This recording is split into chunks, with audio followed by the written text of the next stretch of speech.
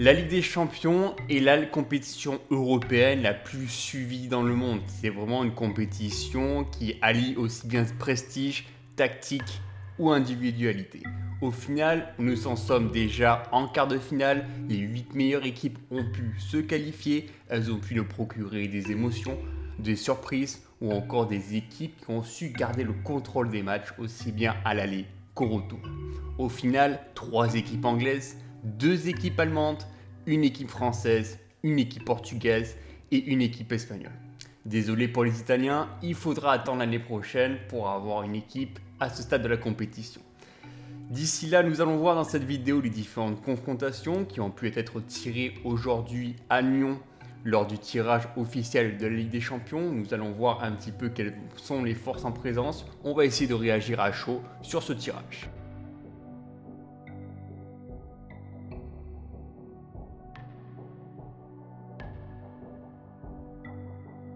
Commençons d'abord par le match entre Manchester City et le Borussia Dortmund.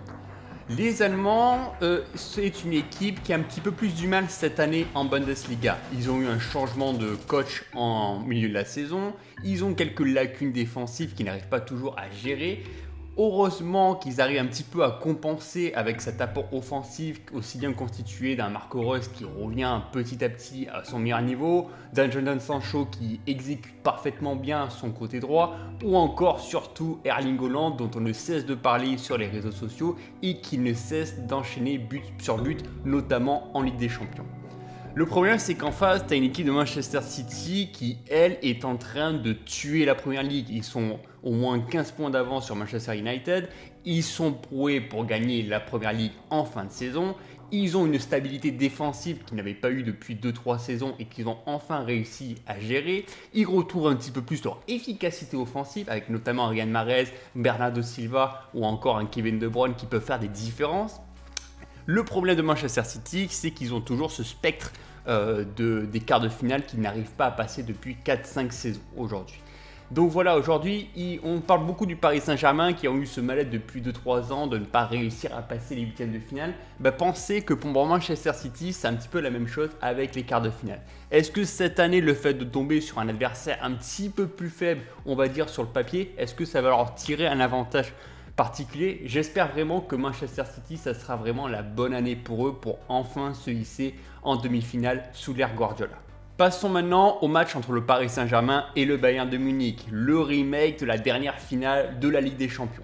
Et ce qui est bien, c'est que le Paris Saint-Germain se retrouve directement contre le Bayern de Munich. Cette année, ils ont eu la chance d'affronter Manchester United en phase de groupe, une équipe qu'ils avaient éliminée en 2018. Ils ont eu la chance de retrouver le FC Barcelone, une équipe qui les avait éliminés en 2017. Et là, je trouve que c'est une bonne chose qu'ils retrouvent encore une équipe qui les avait éliminés en 2020. Je trouve que justement, ça assure un petit peu plus cette continuité dans cet esprit de revanche que les Parisiens ont.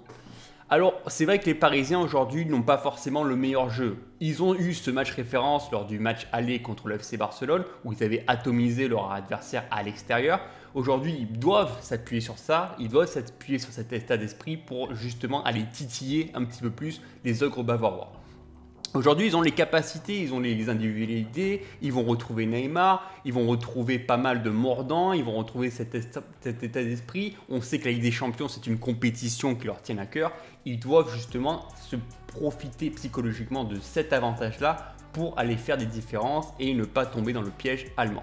Du côté de Bayern Munich, cette année, elle n'est peut-être pas aussi tranchante que l'an passé. En Bundesliga, c'est pas toujours aussi dominant. Ils ont quand même perdu pas mal de points contre des petites équipes. Ils encaissent aussi pas mal de buts. Il y a une défense centrale avec Boateng à la bas qui n'est pas forcément la plus stable en ce moment, notamment sur le côté droit. Là, on attend toujours le retour de Pavard, mais là, pour le moment, c'est Niklas Süle qui assure ça. Il est un petit peu lent et je trouve que contre les vitesses parisiennes, ça peut faire des différences. Donc justement, il y a pas mal d'avantages, de faiblesses que les Parisiens vont devoir exploiter pour pourquoi pas tirer leur avantage et se hisser en demi-finale. Ça va être compliqué, même si je vois quand même le Bayern Munich passer, mais je pense que ça va être deux belles confrontations aussi bien à l'aller qu'au retour. Le FC Porto contre Chelsea. Alors non, ce n'est pas une rencontre d'Europa League avec... Non, ça c'était méchant. Surtout qu'en ce moment, le FC Porto a quand même sorti une sacrée performance, aussi bien à l'aller qu'au retour pour sortir une Juventus qui est certes malade cette saison, mais qui justement ont prouvé qu'avec un esprit collectif, un esprit de guerrier, que le FC Porto était vraiment une équipe inarrêtable. De l'autre côté, tu as Chelsea. Moi, je pensais que sous Lampard, on voyait une équipe un petit peu faiblard, avec des recrues qui n'arrivaient pas à se mettre en avant. Et là, depuis l'arrivée de Thomas Tuchel en début janvier, je trouve que cette équipe de Chelsea est totalement remaniée. Elle est en train de redorer un petit peu plus son blason. On sent que défensivement, ils sont costauds. Ils n'ont pris que 2 buts sous l'ère Tuchel. Après, offensivement, ils ont peut-être encore un petit peu plus de mal, mais justement, je trouve que Tuchel arrive à s'adapter à son adversaire. S'il doit rajouter de la vitesse, il n'hésite pas à mettre Ziyech et Werner devant. S'il doit rajouter un petit peu plus de capacité physique, il n'hésitera pas à mettre un Abraham ou bien un Olivier Giroud. Donc voilà, je trouve que Thomas Tuchel est en train vraiment de redonner un petit peu plus de mordant à cette équipe londonienne. Et justement, je pense que ça peut faire la différence. Surtout que là, ils vont affronter une équipe assez faible sur le papier. Porto, ils ont une belle histoire. Ils sont tombés dans un groupe de phase de poule assez facile.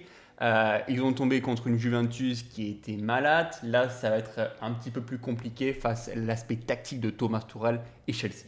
Et enfin, le dernier match, le Real Madrid contre Liverpool. C'est le remake de la dernière finale de 2018 en Ligue des Champions. Le duel qu'on attend tous entre Salah et Sergio Ramos qui avait tourné à l'avantage de l'Espagnol, on se souvient. Alors là, c'est vraiment un petit peu plus compliqué. Moi, je trouve qu'aujourd'hui, ce sont les deux équipes de la Ligue des Champions qui sont peut-être les plus malades. Le Real Madrid n'arrive pas toujours à employer le jeu qu'il souhaite. On sent qu'il s'appuie énormément sur la colonne vertébrale. Kroos, Modric au milieu de terrain, Sergio Ramos en défense et bien entendu Karim Benzema devant.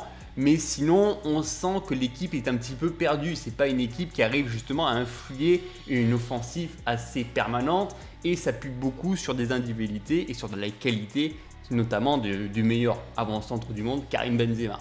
Il faut pas non plus désespérer par rapport à ça. En face, tu as une Liverpool qui, elle, est tombée sous pas mal de blessures, notamment en défense. Joe Gomez, Matip, Van Dijk. C'est compliqué cette saison en Première Ligue. On sait très bien qu'aujourd'hui, ils essaient de se rattacher un petit peu plus à cette Ligue des Champions, ou peut-être c'est le seul titre qu'ils sont encore à leur portée pour essayer de le remporter à la fin de la saison.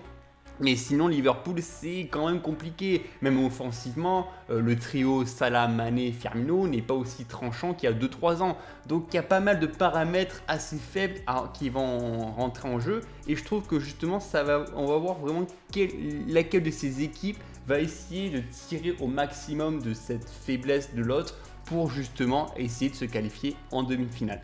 Ça va être assez compliqué, je pense, pour les deux équipes. Même si je pense que je vois bien un avantage Liverpool. Je pense que Liverpool a déjà eu cette période de creux où ils ont perdu tous leurs matchs. C'est bon, ils ont compris la leçon, ils ont compris leurs différents accidents, ils ont compris qu'à Anfield c'était compliqué. Mais je pense que justement cet aspect Ligue des Champions, ils sont remotivés comme jamais. Ils ont réussi à éliminer une impressionnante équipe de Leipzig et je pense qu'ils peuvent reproduire quelque chose contre le Real Madrid. Voilà.